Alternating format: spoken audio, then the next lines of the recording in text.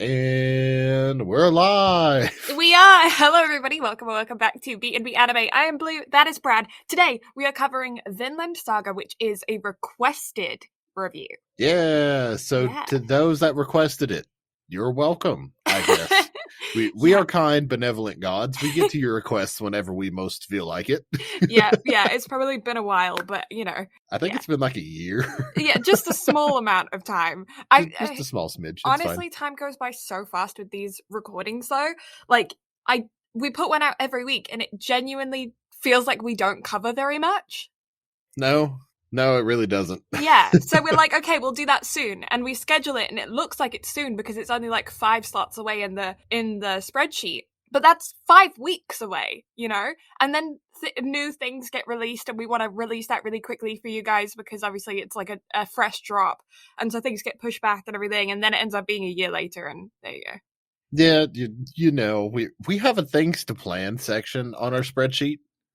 That I don't think has changed in the past 2.5 years. Genuinely. I have a whole page in my notebook that's titled for Big Wind Up Season 2 that we just never got back to. We were supposed to record it one week and we were like, okay, no, we ended up recording Mugen Train. And then, so we didn't end up recording that. And then we were like, okay, we'll probably record it later. And that was like, I don't know, over 50 pages of notes ago. I was going to say, I think at this point, we're like, we got 4 backlogged that we're literally going to have to rewatch by the time it gets back around to having to cover those. Yeah. If we cover those, because my God, there's so much shit to cover. And this season as well, this season has been insane for drops. So, like, I don't even know. And the rest of the year is going to be just as insane as well. God, there's so much shit going on. Yeah, we still got to cover Haikyuu Season 4, and we were going to record that as soon as it finished airing.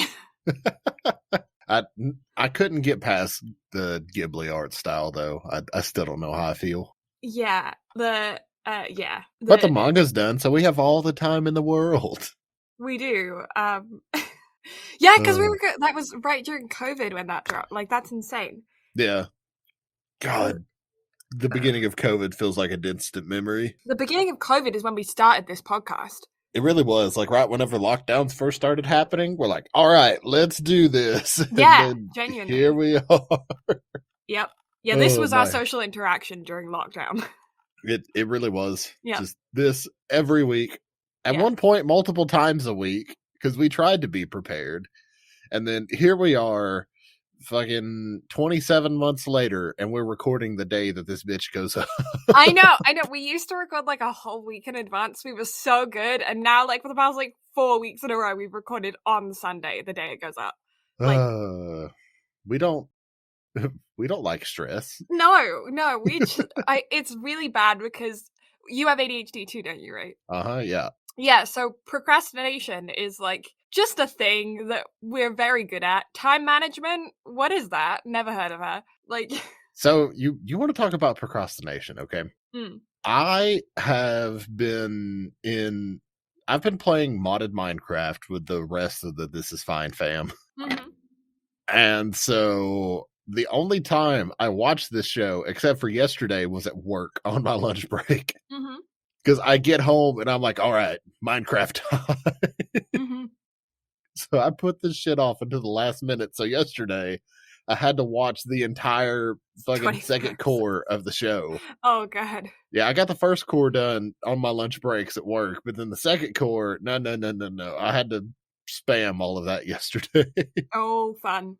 So at least it's fresh in my brain. I'm good to talk about it, kind of, sort of. So much shit happened this week. Yes. Oh, my God. Yeah. Okay. Well, how was your week anyways? Busy, but yeah. Busy? Yeah. Minecraft has taken up most of my time, as previously stated. Yep. Outside of that, anime. Fucking your boy Kong Ming left me on the worst cliffhanger that I could have ever have asked for. So much so, to the point to where I was legitimately pissed. Oh. Like, I was like, damn it. Oh. And next week's the last episode, so we're on episode 11, and you hit me with that kind of cliffhanger to where I'm just, I'm so upset. But at the same time, I'm glad that we're covering that next week, because I'm so excited for you to watch it, because it has been It has been an absolute highlight of my week watching that show, and it was something that literally just came out of nowhere, and I had to get a fucking High Dive subscription for it because fuck Sentai Film Works. But it's fine. It's fine. The anime is wonderful. But yeah, that cliffhanger legitimately pissed me off. Like, I was angry. Yeah, I know that feeling. That's been my week. How's your week been? Week's been good. I have been doing a lot of work on my Etsy shop. Yeah, go get a bookmark. Yeah, if you want one, go get a bookmark. No, not if you want one. Go Etsy.com/Blue Lavender Crafts. Go right now. Get them. Yeah, I've been really enjoying that. I've been really enjoying that. There is an art craft fair thing coming up at the end of June here in Toronto, and I'm thinking about getting a stall there and selling some artwork and stuff. I want to see if there are some of the friends that I've made in art school that kind of want to join me. I feel like I don't really have enough just being a bookmark seller to like have a whole stall by myself for bookmarks, you know what I mean? So I was wondering I was looking around to see if there's anybody who would want to join me and do their own crafts on a stall or something. But yeah, I have made an Instagram for, I think I spoke about that last week. I made an Instagram for my bookmarks. And I had a reel on there that just kind of went a little bit crazy. It's a very new Instagram.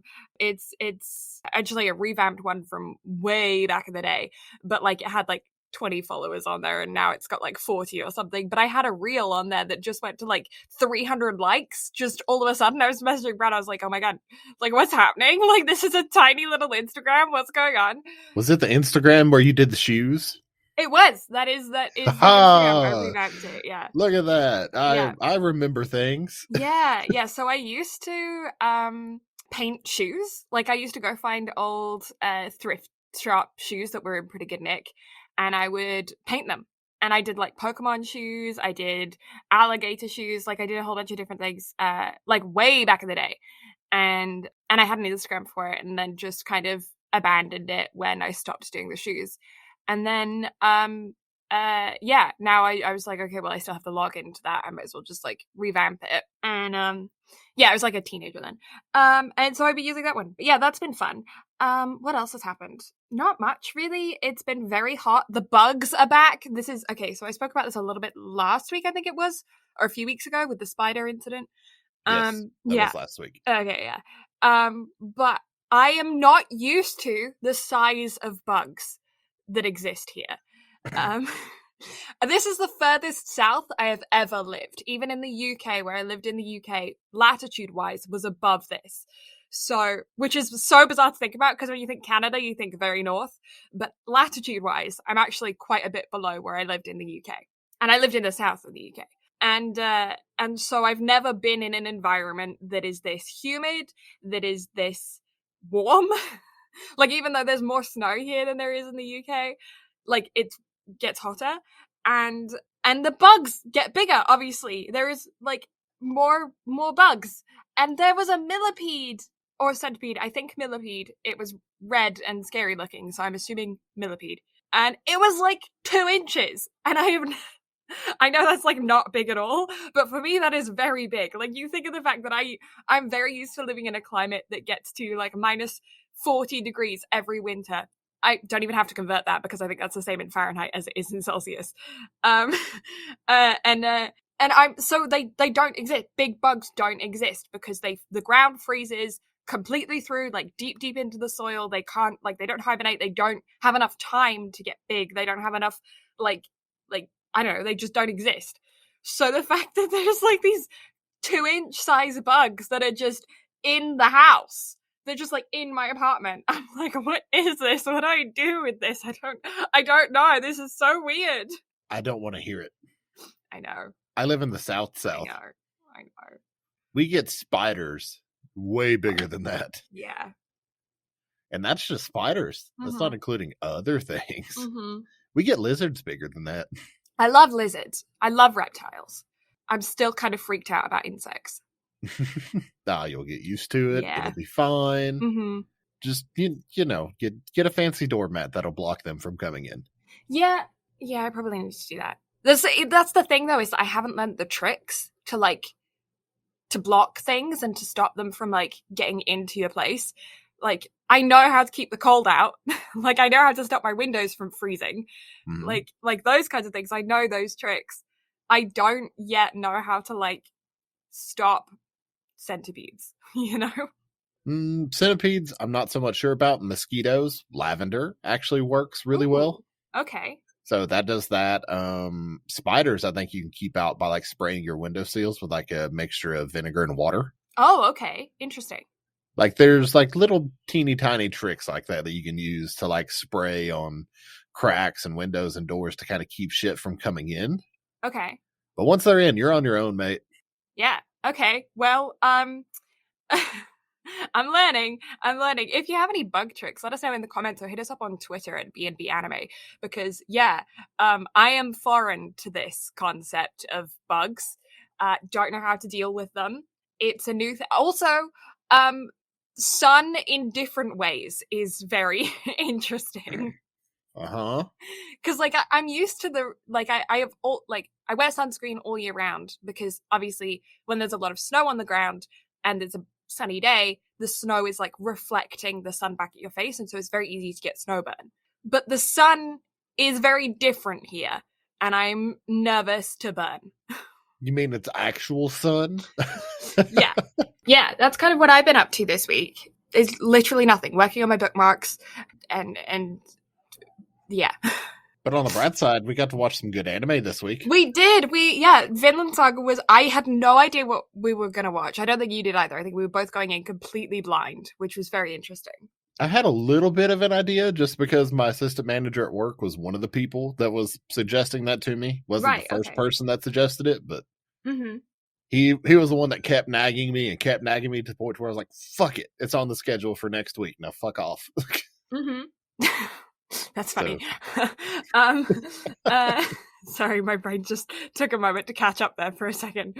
So I have this thing about Vikings. I feel like pirates are kind of in the same avenue where they've almost become mythical creatures. You know what I mean? Yeah. Like they're kind of in the same vein as like elves. Do you get what I mean?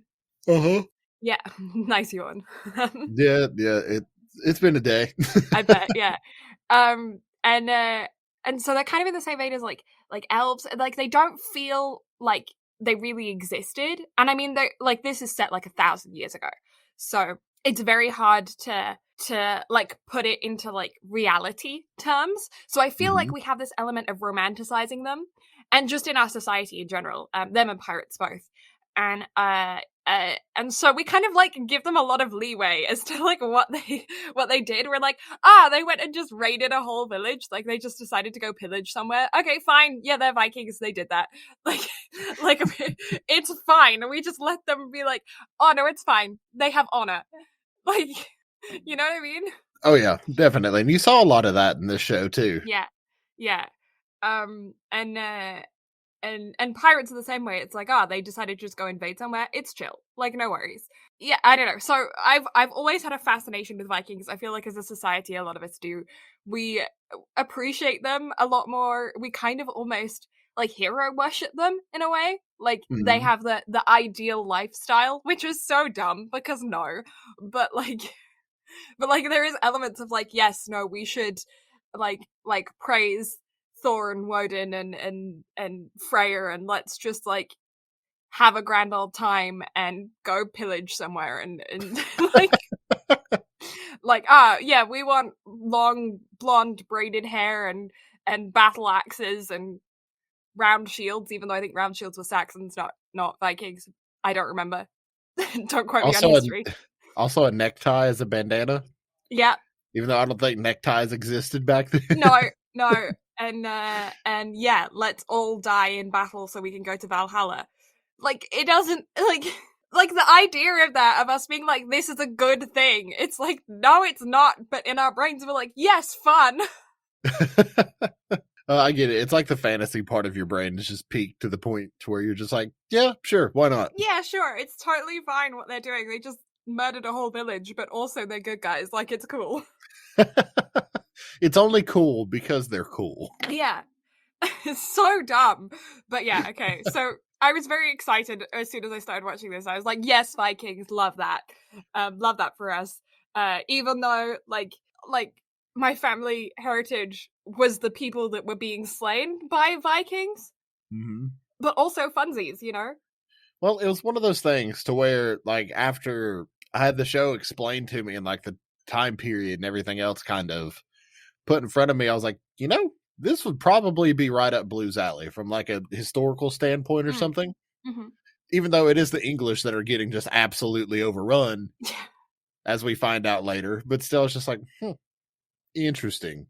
Yeah, this will probably pique the fantasy brain. It absolutely did. This very much tickled the fantasy brain. And, you know, I say that it was my line that we're getting slaughtered by the Vikings, but in reality, like, nobody knows. I'm probably a very heavy combination of, like, Jutes, Danes, Saxons, Anglos, like, Viking, like, everyone. I'm like, oh yeah, combo.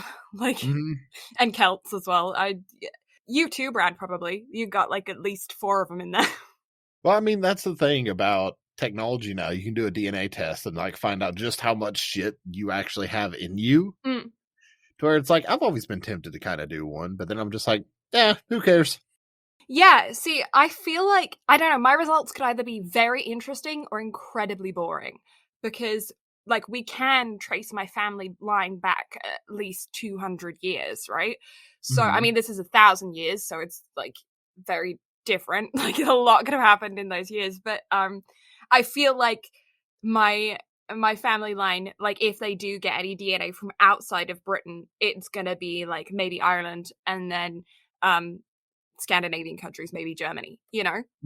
Yeah. It's gonna be very, very boring. But in reality, like, any kind of cultural aspect that has carried through has been a very specific, small part of Britain, Kent. It's just been Kent, because that's where my family line has been for the past, like, 200-300 years. So, like, I mean, it would be fascinating if there's just, like, some, I don't know, Egyptian or something in there just randomly, you know? Because, like, I have no clue. I am very, very pale. But then, like, okay, so this is an interesting thing, is that my brother has, like, that blue-toned Irish skin, like the classic, like, Scottish, Irish, English, blue blood skin, where it's like, oh, you look at them and you're like, you will burn in 30 seconds in the sun, right? Yeah. I don't. I have, like, a yellow tone, olivey tone skin, still very pale, but, like, my undertone isn't that blue tone. It's like yellowy. And my granddad was the same way, my maternal granddad. And he had very, very dark hair, very, very dark eyes, and his hair was, like, straight, like, dead straight. My brother and I both have curly hair. His was pin straight. And he was very frequently asked if he was Greek, or if he was Egyptian, or if he was Italian, or, like, he was constantly asked, where are you from? like, what are you? He even got, like, Asian. And they're like, and my granddad's like, no, just English. I'm just English. So there is that element of, like, where did those features come from? Because I definitely got his skin tone. My brother got his, like, the widow's peak, like, the line of his hair. My brother got that. But then on, like, my maternal grandma, she had heterochromia, so she had 2 different colored eyes. One was green, one was gray. I got her gray eyes. My brother got her green eyes. My dad has blue eyes. My mom has brown. I don't know. It's just fascinating to me. Like, that would be very interesting to see where those elements came from. Because, yeah, as far as I'm aware, for 300 years on both sides of the family, it's just, like, it is English. Have fun. Is English. What about you? Do you know your family line? Nope. Don't know. Really don't care, if I'm being completely honest. It's one of those things where I'm a huge history buff, but as far as my family's history goes, like, I genuinely don't care.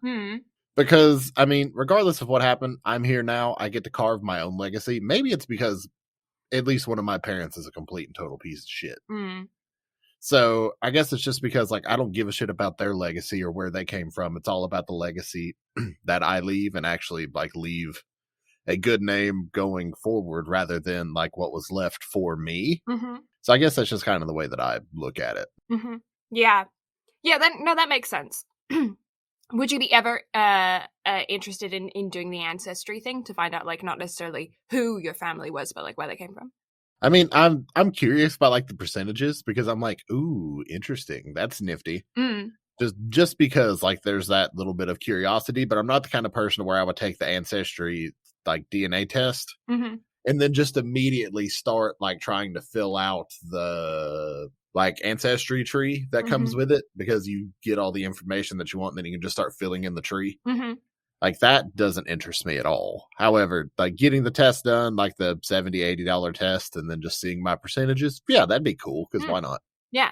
Yeah, my dad was the one who did the ancestry tree on his side of the family. He did that when he was probably about our age. Just because he was interested. And I thought I've looked at that and I found that quite fascinating. Just because we were an incredibly poor family in history. So a lot of us like just couldn't read or write. We were in the workhouses, like that kind of thing, which is quite fascinating. But it's funny though, because the twins, they've also done family ancestry thing. Like they've gone back in the family tree and they have a family crest. They were like nobles in England. Huh, interesting. Yeah, so they always tease me about the fact that I'm more English than them, but but they are above me in standing. And I think that's really funny. I love that. That's hilarious. Yeah, because I technically have a title, Mm-hmm. but they have a crest. Yeah, my title just means was born on one side of the river. I am a maid of Kent. Anyone who was born on one side of a river, who is a woman, is maid of Kent. If they're a man, then they're a man of Kent. I don't know if they're NB what they would be classified as. That's something that I've always found interesting, is what like would happen now with royal titles if, like, I don't know, like Princess Charlotte or something decides that, like, realizes that she's non-binary or something when she's older, like what's going to be her title, you know what I mean? That's fascinating to me and I'm very interested. But yeah, that's just the title. If you're born on the other side of the river, then you're a Kentish man or Kentish maid, as opposed to maid of Kent or man of Kent. That's just extra steps of bullshit, isn't it? It's just like, why does the river make a difference? That is the most useless title system I have ever seen in my entire life, and I have seen really long anime titles like "Is it wrong to pick up girls in a dungeon?" Yeah. Yeah. Dumb. So, it had more standing back in the day. But yeah, Kent's actually a very boring county when you look at the history, because whenever England was invaded, they were just like, okay, yeah, fine, you can invade us, we'll just talk about it. And so like they never ever went to battle, like as a county. It just was like, yeah, because it's right on the coast and it's right on the south, so a lot of people would like, that would be one of the first places that they would land.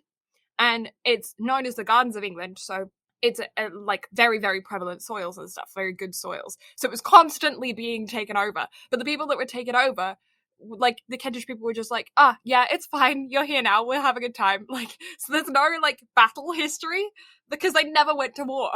Just always have a stockyard full of food. Be like, all right, here, y'all hang out. We'll feed you. We'll have a grand time. That's what was wrong with Vinland Saga. Nobody had food stock houses enough to actually feed the damn Vikings. Yeah, it's because they skipped Kent. They went straight to London.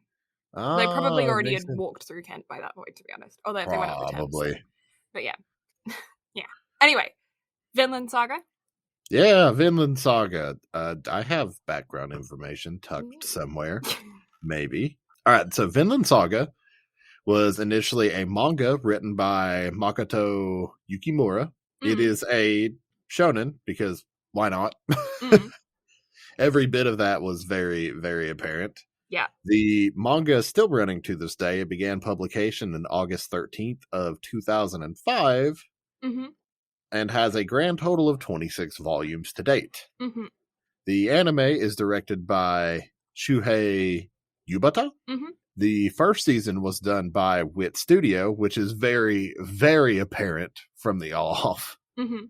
Did you get that? Did you just feel Attack on Titan the entire time that you were watching this? Oh yeah, very much so. From facial expressions, the just like the hair as well, the way that the wind blows, the structure of everything was just also the spin attacks, because Wit Studio loves their fucking spin attacks. Yeah, very much so. Yeah. So with that being said, can you guess who's doing season 2? Are they doing season 2 again? I don't know. What? Huh? Mappa's doing season 2.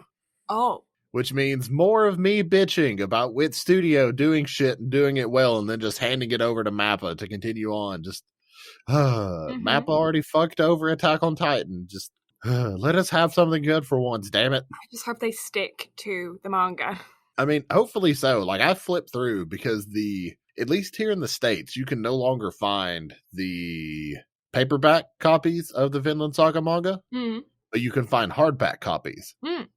So my assistant manager and I went to Books A Million on Friday after work, and we were just kind of casually flipping through just to see kind of where the first season ends. And it goes for quite a bit. Like, it's hardcover copies, and I think it went through, like, the 5th volume is about where the first season ended, so they're covering ground. So who knows? At least the scenes that I saw that I flipped through looked relatively accurate, but whether they actually follow it and whether Mappa fucks up the animation, I guess we'll see. Yes. Okay. Yeah, the first season of the anime is licensed on Prime Video, so if you want to watch it, you can find it on there. There is no dub available anywhere in the States that I am presently aware, although Netflix apparently has the dubbing rights to it, and the dub does exist. I just don't know where to find it. And the first season began in July of 2019 and has a total of 24 episodes. Yes. Yeah. So it is rated an R or a 17 plus, which is absolutely needed. So if you watch it on Amazon Prime, the episodes flop back and forth between 13 plus and 16 plus. Oh. And I disagree with a lot of the 13 pluses. There are some of the episodes to where I'm like, that's not too bad. Like, I could see this in a PG-13 film. Like, you see people getting shot in a Bond film all the time, and those are rated PG-13. So I'm like, that's not too terrible. But then there's some episodes to where I'm just like, damn. Yeah, I think more than the blood level, I have to, like, I do feel like that animated blood is very different than live action blood scenes. I feel like there's more leeway in animation. But that also leads to a lot more gruesome scenarios, too. It does. Yeah, I think for this specific one, the big reason why I consider I would just label the whole thing as 17 plus or R is because of the types of deaths and the psychological impact. I feel like more than the gore in this, there is a lot of turmoil and conflicting character emotions, stuff like that. I'm trying to word this in a way that doesn't spoil anything. That I feel like is just needed to be watched by a mature audience. Yeah. I think Amazon's like 16 plus rating overall was to where I was like, yeah, they should have just done that throughout the entire show. Because 13 plus, like I said, there were some of the episodes where it's just like, not really needed. Yeah. But the overall 16 plus would have been right up the proper alley, I think. Yeah, I don't particularly like the idea of a show having different ratings per episode because you're then inviting the younger audience to watch the entire thing. You know, I feel like, if you're like, oh, well, some of it's 13, so the whole thing should be fine. It's like, well, no, you know? Yeah, because it kind of sets a bad precedent. Because if you just watch the first episode, no, like the show doesn't need like a 13 plus rating. Yeah. But then you go to the next episode and it's like, fuck. And there are some scenes in here specifically that are like bad. Like if you're an adult and you're watching it, it's not bad, but if I was 13 and I was watching this, I would definitely be freaked out. So yeah. Again, though, like if you're a parent and you're listening to this, you know your kid. I do recommend you watch this first before you let them watch it, though. Because it's specifically dealing with a main character who is a child throughout the entire show, going through things that no child should go through. And different kids are obviously going to react to that different ways. Yeah. Okay, so with that said, I have our drop rate being a 3.48%, which is so good for a 2-core first season. I can kind of see it, though. It is kind of a slightly eclectic show. Yeah. Yeah. But also, I think it is very fitting in the fact that obviously, if you're going to seek out Amazon Prime to watch this, then you're pretty much committed to watching it from start to finish. Yeah, it did have, it's got like a fair amount of people that have watched it. So it's at about 24,500 of that. I took about 24,500 members rating it to determine the drop rate. There's a lot more people that have watched it than that, but those are the numbers that I took to calculate the dropped rate from. So so 24,500 is actually pretty darn good for some of these drop rates that I've had. On my anime list, over 1 million people have watched this and rated it. And my anime list is sitting at a 8.73. So again, very good, nearly a 9. And my anime list is usually below Anime Planet. Anime Planet is at an 8.82, so is a little bit higher. And that's average, but both of them sitting at about a 9, if you round up to a 9, is very, very high. This show is just done very, very well. Oh yeah, like anything that Wit touches has a tendency to do extremely well, and this is definitely a good example of that. Yeah. But also prop to the manga for telling a great story and having like a minus some of the supernatural bits, like very like era accurate, like historical reenactments of battles.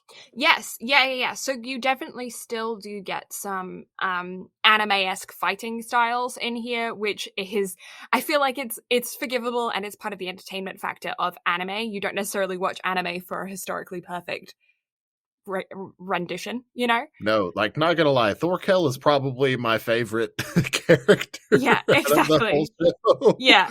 And it's just like, that shit didn't happen. Yeah. But for the most part, the show is very well done. There are a couple of moments where there are references, and I don't know if it was just in the subtitles that I was watching, but there are references that don't make a lot of sense for the context. For instance, there was one where they were comparing fighting to, I think, shogi, like the game. I think it wasn't comparing fighting, it was comparing, like, strategy behind fighting. But, like, Vikings wouldn't know about a Japanese game. So, I don't know if that was just the subtitles or the translation that you were using, or if the characters legitimately said that, because that obviously doesn't make any sense. But, again, there is this level of, like, it's forgivable, purely because of the fact that it is coming from an entertainment aspect as opposed to a historical accuracy aspect. Yeah. So yeah, it's like expecting a Tom Cruise movie to be accurate on physics. Like, it's not expected. No, not at all. Yeah. So basic storyline is we have our main character Thorfinn, who I'm going to refer to as Finn or Finny for the rest of this because there are 3 characters with Thor in their name. But yeah, so Finn. He starts off at a very young boy. We get to see him grow throughout the show. I don't think that's a surprise. And it's based around him in his Viking world, doing his Viking thing. And his relationship with his dad is a huge aspect of the show. And then we get introduced to a bunch of other Vikings as well. And it's just about them. It's about the invasions of England and France. It's about establishing royal connections, traveling, and also this element of this mythical, in their brains, land, Vinland, which, is like North America. Yeah, I was going to say, it screams America. Yeah. Like, without a doubt. Especially whenever you see the images of how Floki is, not Floki, who's the old man with the mustache? I just have in my notes as fisherman, so. It's like Leif. Leif, yeah. Yeah.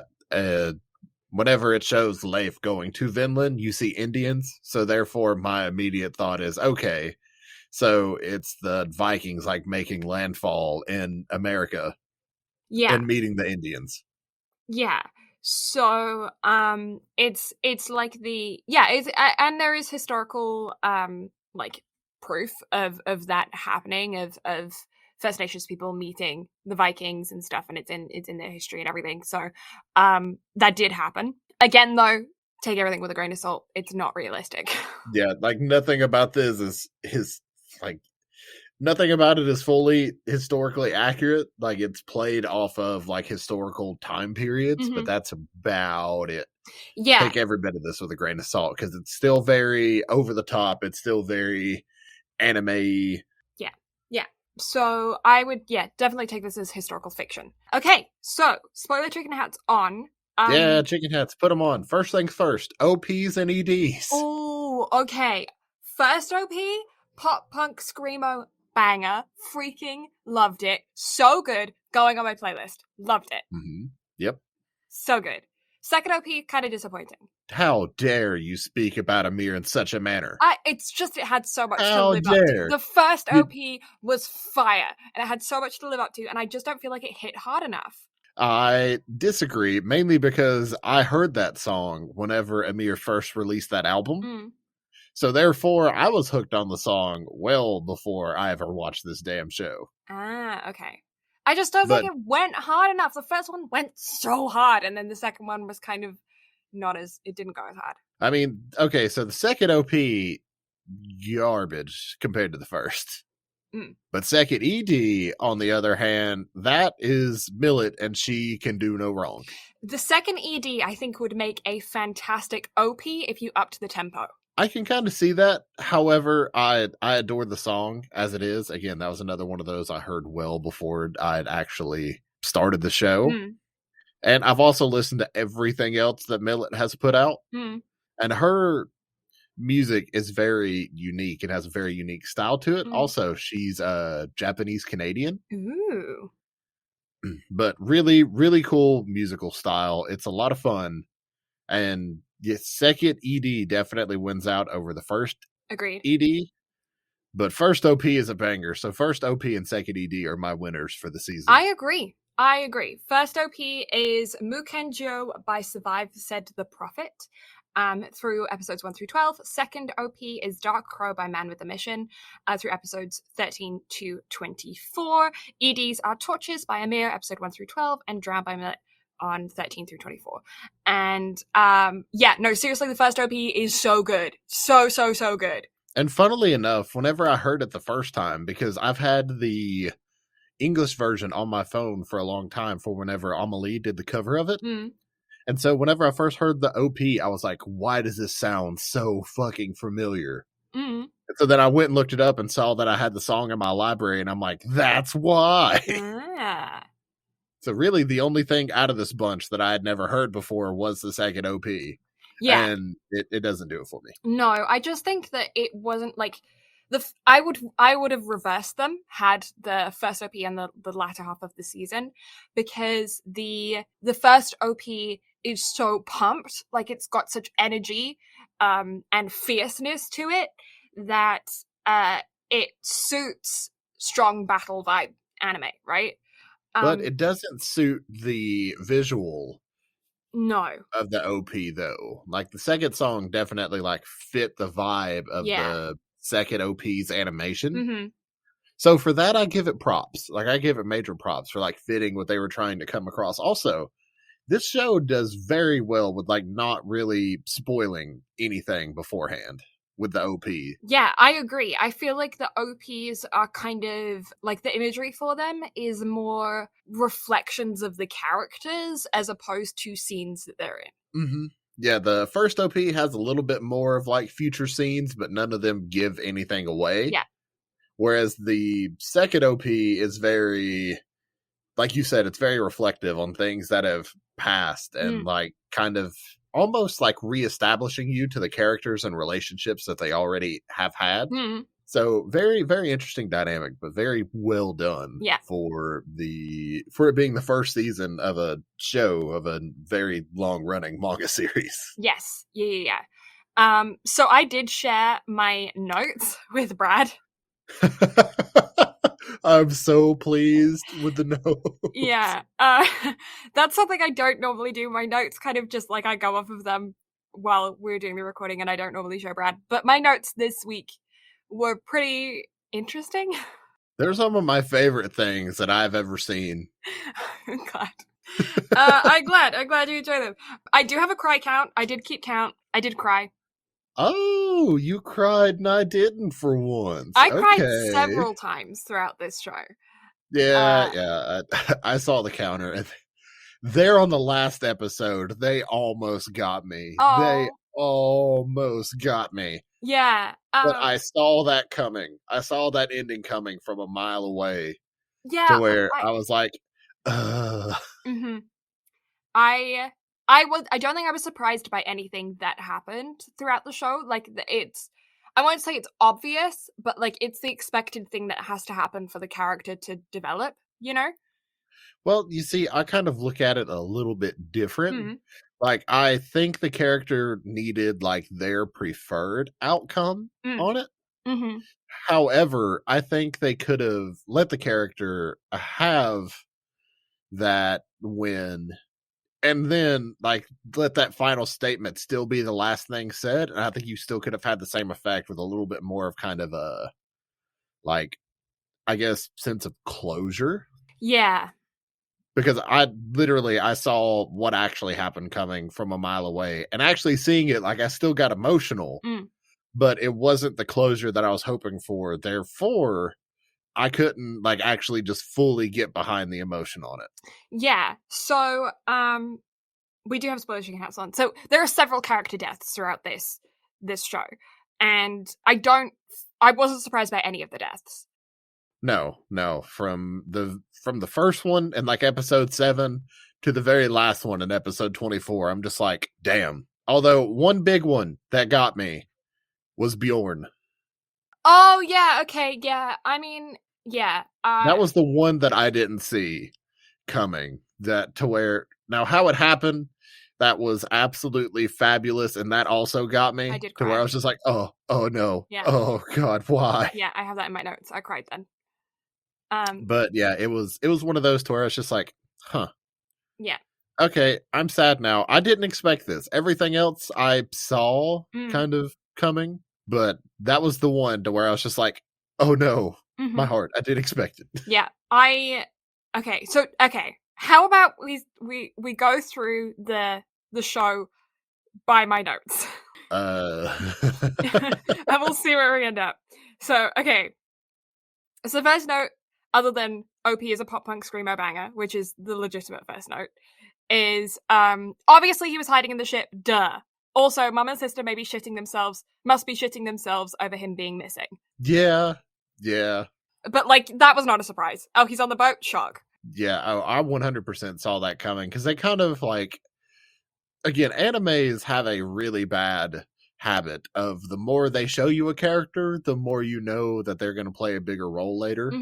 And also, Thor's was basically One Punch Man. Yeah. So you kind of knew from the off, like, what was going to happen. He had a good relationship with a nice dad, and he's our anime protagonist. Like, I'm sorry. Oh, 100%. Thor's gets best dad for the season. He does. Or for the year. Well, like, okay. 100%. Like, there's our anime best awards for the year. Best biological dad, because... I'm sorry, is there something else we've watched this year that you think there's a better dad? No, I'm just saying that Conehead in this was also good dad for not being actual dad. I mean, yeah, true. But Thor's wins best dad. Yeah, I agree. He wins best dad. I need to put that on the spreadsheet. Okay. So you may carry on. Yeah, okay. That was my first note, though. It was just if you genuinely didn't think that Thor's was gonna die, have you ever watched anime before? Any good parent, 9 times out of 10 dies. Yeah. It's like Disney syndrome, you know? Like, if they have a parent, they're probably dead. If they're gonna die soon. If they don't have any parent, it's because they're already dead. Like, that's just, like, the only exception are random moms who just survive. Like, Ash's mom from Pokemon. You've got Deku's mom. Like, they're just people that you just see, like, every now and again. You get a snippet of a mom. Same case in this. Single mom, you get a snippet every now and again. That's it. Moms are the only exception. You get a little bit of them. Just whenever they're like, oh, I should finally go home after 4 years and see my mom, you know? Pretty much. But yeah, dads don't exist in anime. If they do, they're horrible. If they're nice, they're dead. Pretty much. Yeah, okay. Next note is, why'd you gotta include sad puppy noises? The note following that is, now sad horse noises? Sad face. Yeah, throughout this show, there are so many animal deaths and sad animals. Yeah, that's very true. Yeah. Okay, so by this point in the story, we have Finn, who has seen his dad be murdered. We have, did I cry then? I think I did. Did I? No, I didn't. That didn't get I you? don't think I cried, or maybe I did. Maybe I did, I don't know. I definitely cried when his daughter finally broke down. Oh, yeah, that one got me emotional too. Yeah, because, that was like, I grieve like that. I just, things happen and I just like, no, I'm going to thrust myself into work and everything, and then all of a sudden it bubbles up and you can't take it anymore and you explode. And so it's like, just like the second you get still is the second that your emotions just all hit you at once. Yeah. So I get that. Yeah. I 100% get that. Yeah. And so I was like, I relate. I can't. Sad. And that was hard. Didn't like that. I mean, did like it in the context of it was good for the show and very, very relatable. Didn't like watching it because it made me sad. We get a bit of a montage.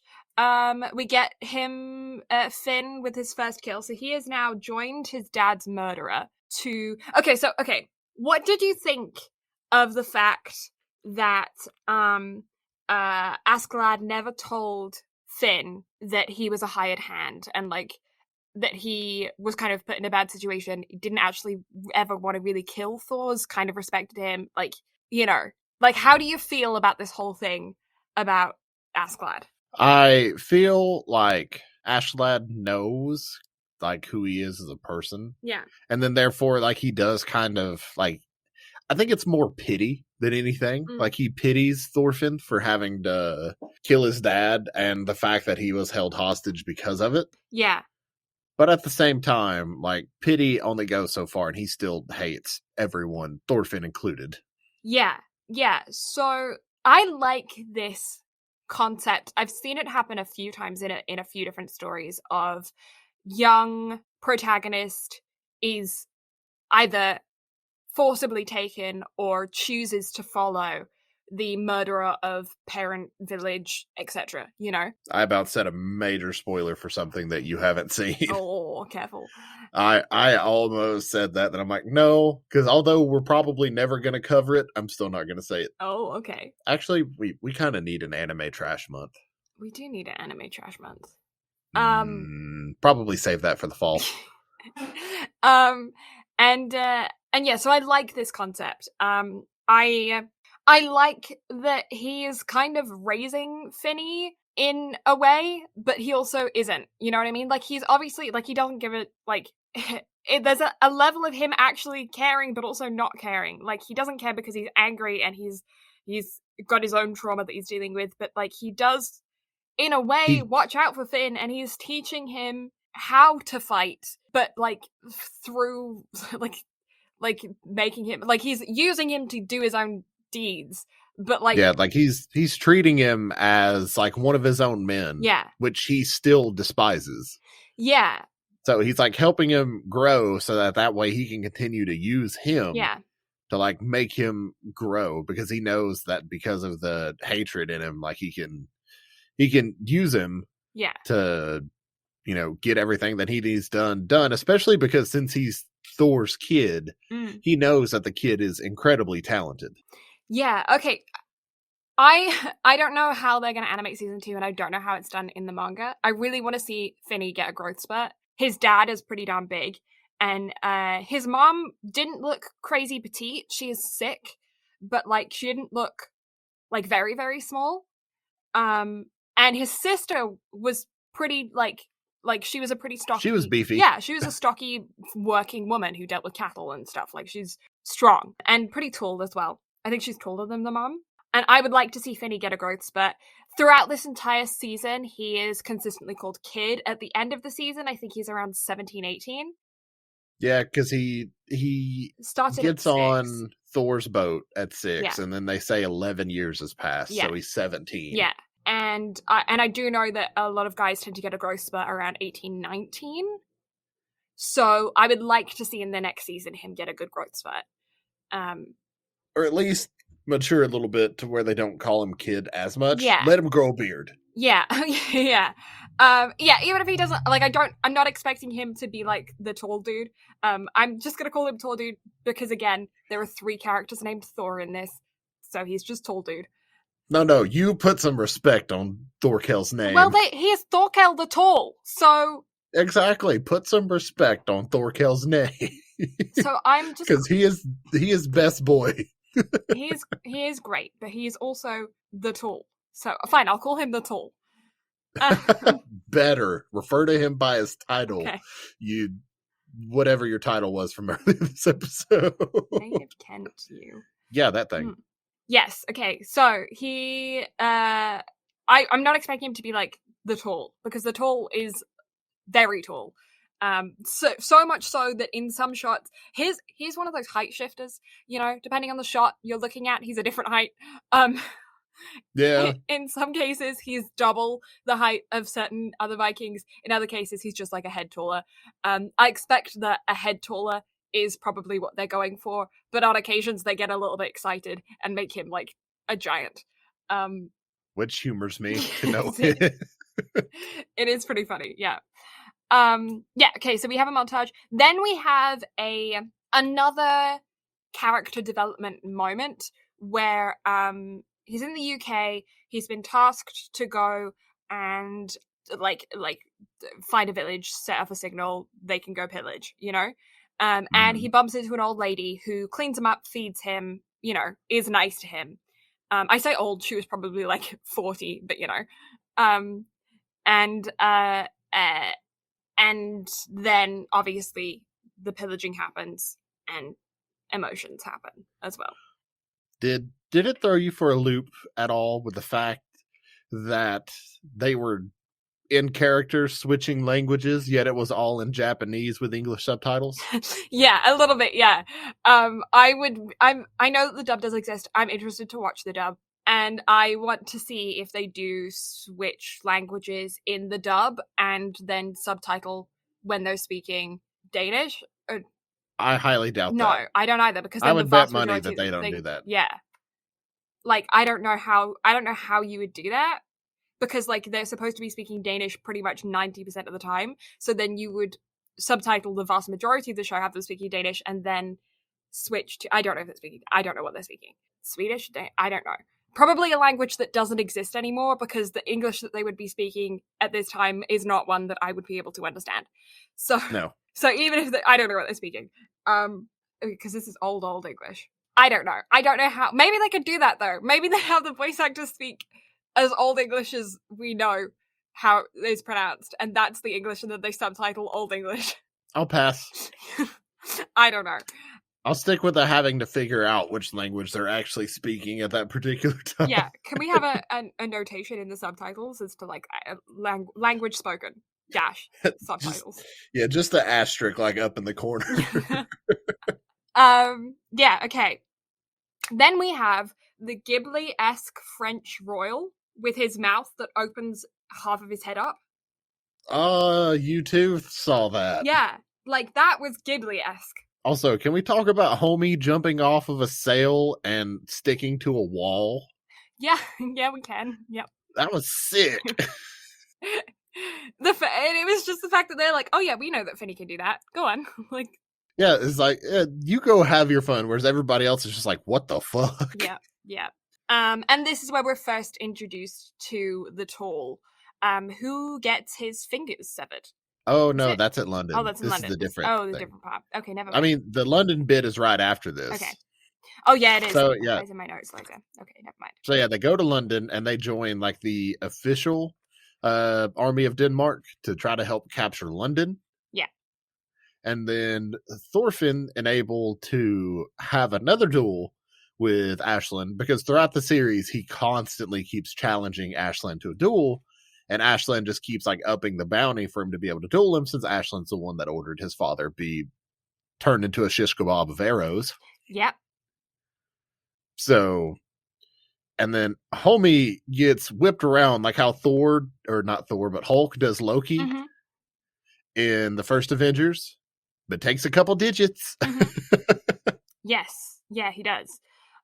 Which I have an issue with. So I don't have an issue with a lot of the animation in this. I think the animation is actually pretty good. However, when his fingers heal, every time you then see them from there on out, they are flat. Like they've been freshly sliced, but instead of the end being red, it's skin color. So it looks like he's made of clay, and they've just cut the end of the clay off. You know what I mean? Like I kind of let it go. I don't, though, because it took me out. I was like, why are they flat?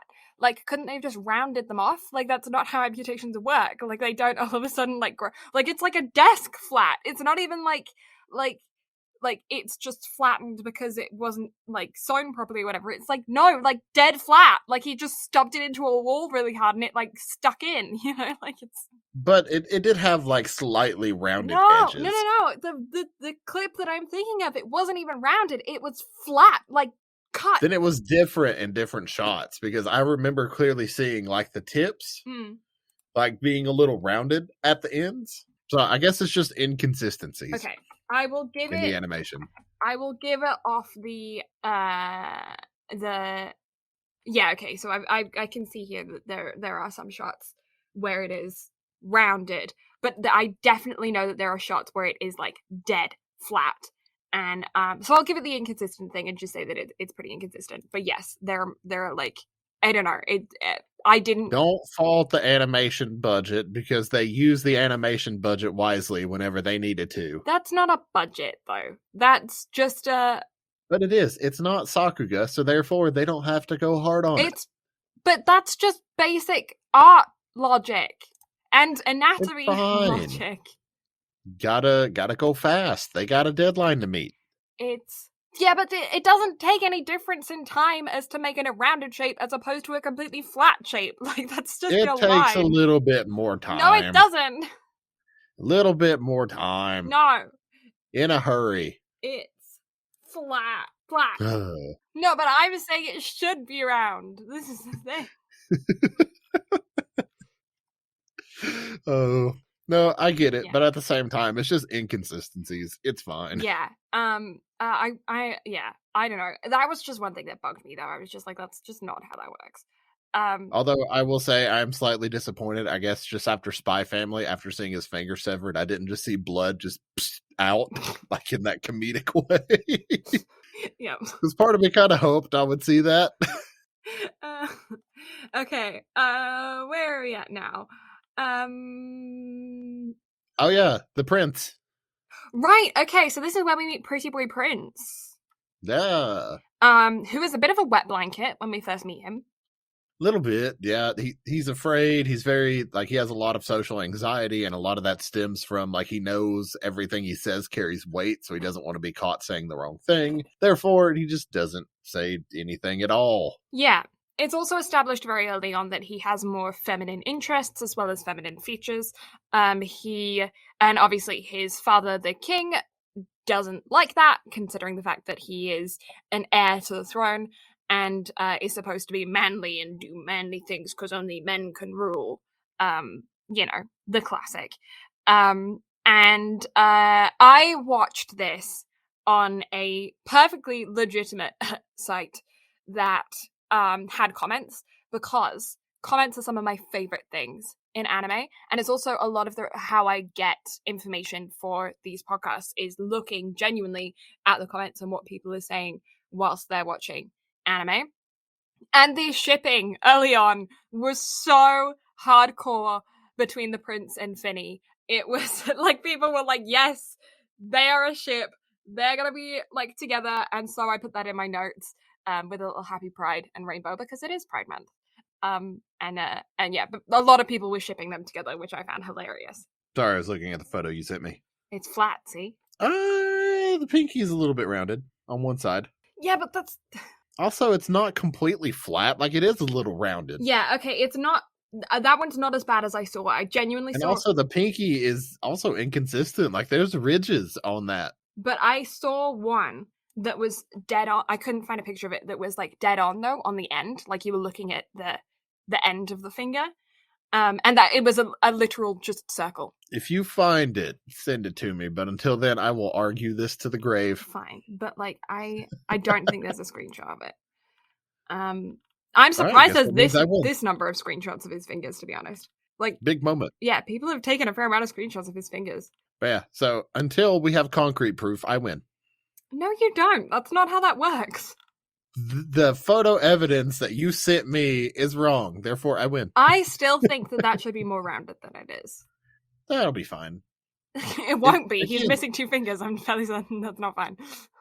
I don't see that slowing him down any. That's true, but like he still cleaved well over half of Ashland's men in half. Ew, there are some gross screenshots here. Okay, anyways. Yeah, so we're introduced to Prince and we're introduced to Conehead, who is the prince's like advisor, I guess. Caretaker? Yeah. Yeah, that's accurate. There's back and forth between them getting captured and not. It's just more relationship establishment. You get some more of Finney trying to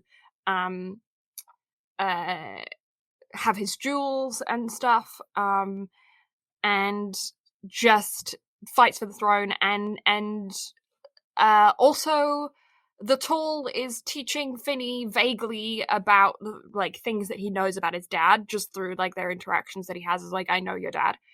That progresses throughout. Come to find out that Thorkel and Thors were like best mates whenever they were with the Jorm's Vikings, which is like the elite Viking squad. Mm-hmm. And during this time, we also learn that the Danish king wants to kill Pretty Boy Prince. And so he actually sent him to war to send him to his death, because his brother Harold, I think, is who he... Harold with 2 A's instead of AO. Yeah. Has, he's not Harold, he's Harold, I think, right? Yeah.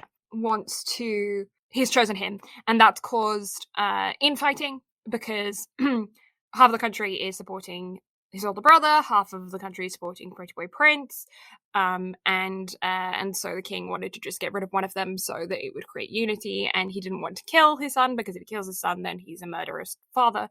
So he decided to send him off to battle to die. Obviously, the prince lives, and switches possession for a while, until we end up with Conehead's death. So, yeah, Conehead was his standing father. I actually have his death as being one of my cry points, because it was sad. Because, yeah, he, like the prince says, if only I had been born as your son. And I was like, my heart. Because that was really sad. That goodbye scene was rough. That was really sad. Because, like, up until this point, like, we're getting glimpses of the prince being dismissed and abused and neglected and all this kinds of stuff, and then all he has to fall back on is Conehead throughout this entire time. And Conehead's very overprotective, to the point where it's actually hindered the prince quite a few times, and has made him into the wet blanket that we met him as. But, like, with good reason, he is protecting the prince, and you know what I mean? Like, he went a bit far with his protection to the point where the prince was weak, and his weakness then put him in danger. But like, you get it, you know? Yeah, he was tasked with raising the prince as a noble, and instead he raised him as his own son. Yeah. So therefore, in the king's eyes and everyone else around them as well, he just raised them incorrectly, and therefore raised him to be weak. Therefore, he has no place standing and ruling a kingdom. Yeah. And the feelings of a viewer at this point is quite complicated, because, as I said before, like, he definitely did raise him in a way that put him in danger, specifically because of the fact, like, he wasn't able to lead people, he wasn't able to give orders, he wasn't able to protect himself. He was completely reliant on Conehead to do everything for him and protect him, which just put him in danger, considering the fact that the amount of people that were after him, you know. So as a viewer, you're feeling like conflicting emotions at this point because you're like, oh, like I get it, like he just wanted to be his dad and like and everything, but like also you made him into this person that can't take care of himself. Yeah. Yeah, which is conflicting emotions, very interesting. I liked that storyline. I felt it was very realistic. It was. Seeing the prince growth because of that death as well was great. Yeah, I agree.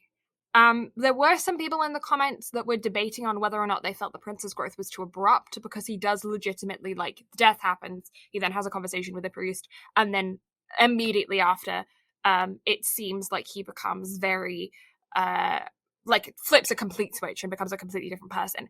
I don't feel like it was too abrupt, specifically because in a few scenes beforehand, you get to see the prince kind of coming out of his shell. You get to see Finney pushing him out of his shell to the point where he ends up, like, yelling at him, and it's the first time he's ever spoken to someone that wasn't Conehead. And then it is, there seems to be a few days, or like at least some period of time between Conehead's death and him speaking to the priest, and then having this revelation. So it does seem like there is processing time between this to happen. But also people deal with trauma in different ways. Yeah. And so the fact that that was his version of trauma, and then considering the situation that he was in, like, it only made sense for him to kind of snap in that direction. Mm-hmm. But you also got to see him, like, slowly getting more comfortable in his own skin before that as well. So I think realistically, like, this was a version that was in him all the time. Yeah. Like, dude's still very caring. He just seems kind of snarky about it now. Yes. Yeah, I agree. I feel like it's, he has withdrawn personal emotion for the greater good, I guess. It's like, yeah, I feel like that's how it is. He's just kind of blocked off his emotions, which is very realistic of like, okay, I'm just going to shut down then, you know? Yeah. And then Thorfinn not only has taken Thorkel's fingers, but also his eye. Yes, yeah. So there's more grossness throughout this. We get more fingers being cut off with shears. We also get a nose nearly being sheared off. We get human kebabs with spears. Dude punches a fucking horse. Yeah, like wrecks a horse. Yep. Your baby prince hugs Mushroom Bjorn. And, oh, I did write down a quote from Baby Prince during that time when he's having his revelation of, like, he said, "I shall give meaning to your battles, to your life and death." And I thought that was kind of, like, the pinnacle of his mind shift. Yeah, like, it was kind of, like, the biggest tone shift of the show, and definitely was, like, a setup for what's to come. Also, the struggle between religion in this, and, like, how accurately it was portrayed considering that time period, was excellent as well. Yeah, I actually read another book. Not this was a book. I read a book. Shocking, I can read. I am very shook. I know, right? On a story that was set in the same kind of time period as this, with the Danes, the Catholics, and some Welsh folk who still believed in, like, the old gods and goddesses and things like that. And it was like a story about how the Danes related more to the Welsh than they did to the Catholic English, because they had multiple gods and everything like that. And they were, like, looking at Jesus and being like, why do you believe in one person? Like, what's this all about? Which I thought was interesting. Yeah. Oh, we also get to see Finney break his arm. Like, break his arm. Yeah, it's like one of those, like, nasty arm bit the complete wrong way and dangling. Yeah. Broken. The kind of, and then it's broke for the rest of the show. Yeah, like MMA broken arm. Like, it's gross. Yeah. And then we get Thor's backstory properly, which we did speak about a little bit earlier. But yeah, we get, like, during mid-fight between Finney and the Tall, after his arm has been, like, obliterated, they have a conversation about the history of Thor's. And Finney kind of teams up with Ashglad a little bit, kind of. And this is where it's solidified, I feel like, for you as a viewer, that their relationship is far more complicated than it initially was portrayed as. Just over the years of them being together, Finney has kind of developed a respect for him, and vice versa. and they don't like each other, obviously, still, but like there is an understanding between the two of them. Then Bjorn gets fatally stabbed after Prince hug. Yeah. And then Ashlyn, Thorkel decide to follow the prince. And then political infighting. We officially get to see it up close and personal. Yes. Yeah. Also, okay. Boobs? Yeah. So body double with tits. Hands down, my favorite note I've ever seen written, ever. I mean, it's true. I kind of forgot about Floki throughout this whole thing. That's a note that's written in my thing, is like, kind of forgot he existed. Because, yeah. But he keeps popping up like every couple of episodes. I know, but he just wasn't important, you know? Like, all of the other infighting and stuff was way more important. That then when it was like, oh yeah, now their big evil is the king and Floki, I was like, oh yeah, kind of forgot about him. Like, hello. Yeah, the king offers to send the prince to Cornwall. I was like, I'll just give you some land in Cornwall. And my note here is like, I mean, Cornwall is beautiful. Like, Cornwall's really nice. We used to holiday in Cornwall and stuff like that. Like, it's not bad. I would have taken that. Like, peace, I'm out. No more fighting. I could just hang out in Cornwall. Okay. More peeing! That's another note I have here. That's like 3 scenes in this season of just them peeing. I mean, accurate, though. I know, but like... Isn't fine, okay. Oh yeah, we also get a few shots throughout this time as well of the fishermen still looking for Finny since like episode 1. And then with the assassination, Leif finally finds Thorfinn. Yes. And tries to convince him to come home, but Thorfinn's like, fuck you, I'm not going home. Yeah. Bjorn then gets sent to Valhalla. Via Ashlyn's hands. Yes, which was because that's sad. The way that he wanted to die. That was very sad. Add another. Like I said, that's the one that almost broke me. It did break me. I cried because I was like, oh no. Yeah, I wrote down the quote again. I want to be your friend. I wanted to be your friend, and his response to, "You are my only friend." And I was like that. Because you could tell, like, those two were actually closer, and that was, like, the main one that Ashlyn actually cared about. So, actually seeing that, I was like... Yeah. Like, it almost got me. It almost got me. Yeah. And then motherfucking Ashlyn just decapitates the fucking king. Yes. Yeah. So, throughout this, we're also learning that Ashglad has a relationship with Wales. His mom was Welsh. And he's trying to not get them to invade Wales. However, they want to, and Wales is being resistant, and they don't want to be taken over, and so his options have been given to him is, like, sacrifice the prince, or we're going to invade Wales. And he chooses to decapitate the prince and sacrifice himself instead, so he gets both. Fuck you, king, you die, and then proceeds to slaughter all of the royal guards while he's at it. Yes. Yeah, and for Finny, this is a huge deal. Because obviously Finny's life goal for the past 11 years has been to kill him by his own hand. And throughout this, he has kind of developed a thing of, like, the fact that he can't do it. Like, not that he can't do it physically, it's that he can't do it psychologically. And then the opportunity is taken from him. And this is what we were talking about earlier when you were saying, Brad, that you think that he still could have. Yeah, like, if it all came down to it, like, I think that it could have been Thorfinn being the one to stop him instead of the prince. Because Thorfinn is the prince's guard, so technically, from a storyline perspective, I think he could have done it. Even if it was in kind of like a cheap manner, like, you know, stabbing him out of nowhere. I still think that could have been him that did it. Therefore, he could have kind of gotten that closure. But then Ashlyn still hit him with the line of, what are you going to do after I die? Yeah. Like, it had a lot of impact. Like, you could see it on Thorfinn's face. But at the same time, I feel like, you know, he's like, okay, you finally achieved what you wanted.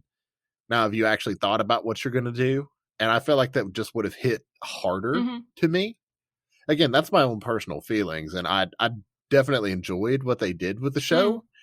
And I pretty much foresaw that whole scene taking place the way that it did. Yeah. Almost verbatim to the way that it did, to the point to where it was predictable. Mm-hmm. But I don't have any issues with it. Like, it was really good storytelling. It's not what I think personally that Thorfinn needed. Mm-hmm. But at the same time, I have no faults with it. Like, it was predictable. That's the only fault I have with it. Other than that, great set of storytelling, like watching Thorfinn just absolutely lose it and like take a chunk out of the prince's cheek for, you know, doing the one thing that he's been trying to do for 11 years. Yeah. Overall, like, the setup for what's to come was nice. You get to see the backs of a bunch of new characters that are going to be coming in, new areas. It seems like we're going to get a lot more, kind of a broad spectrum of new lands, a lot more greenery, hopefully, instead of all this fucking snow. Yes. Yeah. Story of my life. Yeah, I feel like, I mean, previous to this, Finny had been having a huge internal conflict. We get to see him in prison for a while, just in a jail cell, just contemplating his life. The fisherman kind of persuades him finally to go back to Iceland to his family, to see his family, and then to go on to Vinland, because that's what his dad's goal was. And then obviously he doesn't do that. He runs into the palace and then sees the death. And there is a beautiful moment of symbolism that they captured in this, where he drops his father's dagger, and it's like a close-up of him dropping his father's dagger.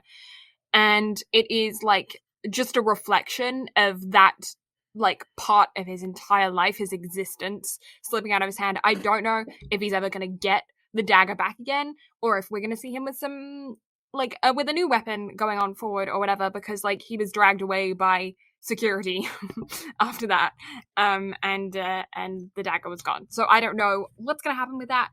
I don't know if that's just me looking into things more, and he magically gets it back next season. Not sure, but he did drop it. Yeah, and it's been confirmed that we are getting season 2 in January of next year. We had that trailer drop and that news drop this week. Ooh. So I was like, how perfectly fitting is it that they dropped this news the week that we're actually covering Vinland Saga? Like, nothing could have lined itself up better for that. So we got more to cover in the future. Yeah.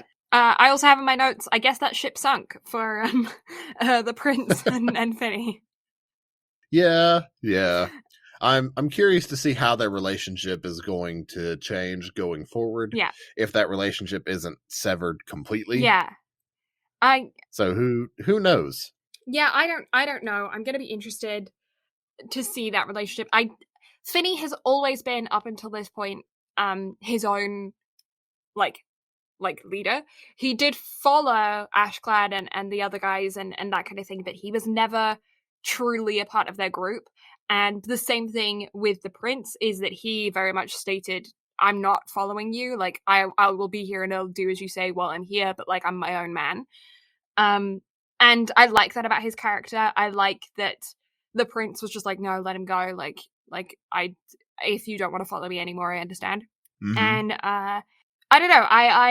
I'm very interested to see who those people are that we got snippets of for the next season, and I am interested in more of this. I like that. Yeah, it'll be interesting going forward, just to see how everything goes. So, final thoughts? Good overall. I really don't have any complaints about the show. I mean, I realize they called the ending very predictable, but sometimes it's not a bad thing. It's just not my taste personally. I feel like a lot of this was pretty predictable. Yeah, again, the only thing that just truly caught me off guard was Bjorn's death, just because, I mean, I could have seen him being like Thorfinn's mentor going forward, because again, I always predicted Ashland to die in this, so it was one of those things to where I could see Bjorn like kind of taking him under his wing and like those two growing together. So the fact that that's no longer there, like, I'm just like, oh, I don't know how to feel. Yeah. But this is the first time in a long time to where I finished the show and then just not known how to feel. Like, it's one of those truly numb moments of, I haven't had something just come out of nowhere and just kind of shock me to my core like that, like this show did. I realized that Dress Up Darling and whatnot like came out of nowhere and hit me in a much different way. Mm-hmm. This is the first time where I've just finished something and then just kind of had to just sit there and be numb for a little bit because I'm like, I don't know how to feel. Mm-hmm. I get that. What about you? The ending gives you zero closure. Like, it just does. There's just no closure, and it's because it's a setup for the second season. So I have a feeling that they kind of knew that more content was going to come from this when they were... Did you see the title for episode 24? It was like end of prologue or something, wasn't it? Yeah, it was literally titled The End of the Prologue. I saw that whenever I started episode 24, and I'm like, this is bullshit. Right? Yeah. And so, like, yeah, the ending does give you absolutely zero closure. I wouldn't necessarily say it leaves you on a cliffhanger, because it's not really a cliffhanger. It's just, like, the book isn't finished yet, you know? And so it is a little frustrating. I did see some comments of people being like, you know, I'm pissed that this is how it ended. But if they'd already been approved for a season 2, if they already knew that a season 2 was in the works, it makes perfect sense. Yeah, I feel like it ended where it did for good reason. I feel like, I mean, some of the Japanese references didn't make sense, but there is a little bit of leeway in that because it's just for funsies. Some of the animation was inconsistent, like we mentioned about the Tall's height and his fingers, and in a few other cases as well, there's just like little bits of inconsistent animation. It's not bad by any means. It's good animation. It's just, you know, just a little bit more like I don't want to say low budget necessarily, but kind of like the, you know, I don't feel like they had I say small team, not necessarily low budget, like small team. Well, the thing about WIT is that they are a small studio. Yeah. Like that's why they had to hand season 4 of Attack on Titan over to MAPPA because they physically couldn't handle it to continue going on. And this season took place right as around that transition happened of them handing it over to MAPPA as well. So I wonder if I'm curious how grand season 2 is going to be if they're handing it over to MAPPA, since MAPPA is their chosen studio of handing their bigger projects over to. So every bit of it felt Attack on Titan-esque with like how gritty everything was and how a lot of the animation came off. Now, granted, it was a lot sillier at points, especially with the characters. So I feel like the lower quality animation at certain points, like I don't necessarily see an issue with it because I feel like it kind of fit the overall theme of the show for its like slight moments of comedic relief and whatnot. Yeah. I don't feel like there was anything unnecessary in it, like death-wise or anything. I do feel like, I don't know, like it was easy to follow, even with all of the crazy, like, political plot lines. I feel like movies, animes, shows that deal with a lot of political conflict you can get a bit lost in. But I feel like this was pretty easy to follow. Things that I want to see. I want to see Finny age in whichever way they make it. But he's still, right now, like, I don't see any difference between him at 15 and 17, you know? And we do get to see him at both. I would like to see him, you know, at, like, 18, 19, just age a little bit, whether they make him taller or just strengthen his bone structure or whatever. Like, I don't mind. I would just like to see him age up a little bit. I don't know what else I want. To be honest, I don't know if I want him to return to Iceland and to return to his family. I don't know. Well, I know what the people want. What do they want? They want to know what you rated it. Ooh. Okay, so I put here immediate feelings in my notes. I put 7 out of 10. I'm still kind of around there. 7.5 maybe. I had fun while watching it. I do think that it's a little bit silly, and I don't think that it's necessarily like, yeah, there are some hard-hitting moments. Yes, it made me cry. All these kinds of things. But, like, it's just for fun. Like, and I feel like I have a thing of, like, can I rate it as high as something that is more targeted at being, like, you know, like a Your Lay in April. You know what I mean? Like a Your Lay in April. You can rate it as high as you want to because we are the ones that make our own grading systems here. So if you want to rate it an 8 or an 8.5 or a 9... You go right on ahead. Nobody here is going to judge you except for me. I'm still... I don't know. I still feel like it's 7.5. I don't know why I'm kind of sitting there. It was good. The pacing was a little off in areas, but other than that, it was fine. I enjoyed it. I was disappointed by the second OP and the first ED, but the first OP, fucking so good. I enjoyed it. I had fun. It's just not my favorite thing in the world. I think that's where I'm at. Understandable. Yeah. I get it. What about you? Initially, I was at an 8. And after further reflection, I'm still kind of like at an 8. Mm-hmm. Like I don't know. Like I had my issues with the ending and its predictability and whatnot, but the first OP slapped. The last 2 EDs slapped, and overall, it was just fun. Like there's nothing about it that I just hated. There's some parts where I was like, "Oh, this might get really uncomfy," and then it never really did. Yeah, I think that might be me as well. I think that there could have been moments where they sat in bad emotions for a little bit longer. I mean, there were also points to where whenever I was watching it, I was like, I'm going to have to fucking text Blue and call an Audible. Yeah. But then it never got to the point to where I was like, oh, Audible needed. Because, I mean, at this point, we both remember that fucking shitty Western that we watched and never covered. Yeah. So there were points to where like I almost had like flashback PTSD moments, but then it never actually got to that point to where I was like, oh, okay, this is fine. Mm-hmm. But yeah, overall, good show. Mm-hmm. Good show. Enjoyable. Yeah. If you are above the age of 16, have at watching it. Yeah, I think it's fun, and I think it is a bit of fun. I think that there are some heart-wrenching moments in there, but I do kind of feel like it still sits in the in the just a bit of fun range, as opposed to the my heart has been pulled out of my chest range, you know? And I feel like Thorkel has so much to do with that. Yeah. Like, if Thorkel wasn't the character that he was, then I feel like it probably would have been a bit more emotionally gripping. Yeah. And I actually feel that way a little bit with the prince as well, just in his initial introduction. I feel like there are ways that he could have been portrayed as being the same kind of wet blanket character without being as comedic. Because when you're first introduced to him, you don't get to like see his face, and you don't get to like hear him speak or whatever. He's just kind of in shots for like a couple of episodes before you get to meet him. And then it's almost comedic how shy he is. And I feel like they could have taken a more serious route for that, and it could have been more impactful. Yeah. Yeah. Overall, good time. Yeah, overall it's fun. I had fun. Yeah. So plug your arts and crafts thingies. Okay. Blue Lavender Crafts on Etsy. LAVANDER. And on Instagram as well, Blue Lavender Crafts. On TikTok, I'm just Blue Lavender.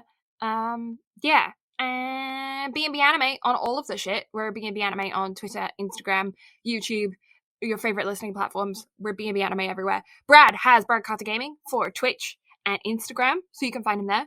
And website, www.bnbanime.com. I was nearly going to say .co.uk again. I have been on too many English websites recently. .com. bnbanime.com. Yeah. Next week. What are we doing next week? Your boy Kong Ming, because I haven't updated the spreadsheet yet, and I really need to. Okay. Your boy Kong Ming is about an ancient Chinese war general named Kong Ming who gets isekai'd into present-day Shibuya, who he becomes enamored in a non-romantic way with a songstress DJ, and he has decided to make it his life's mission to serve her and make her the biggest music artist in Japan. It's fantastic. The show is wonderful. The music in it is great. It's an absolute blast. It's one of the shows that I've been watching week to week for a very long time. And I am so excited for you to finally watch it, because I can guarantee you that you are going to have a great time. And anybody else watching this, you'll need to watch it as well, because it is a great time. I am intrigued. Yeah, but with all that being said, thank y'all so much for listening. Blue and I greatly appreciate it. We'll catch y'all next time. Bye-bye. Bye.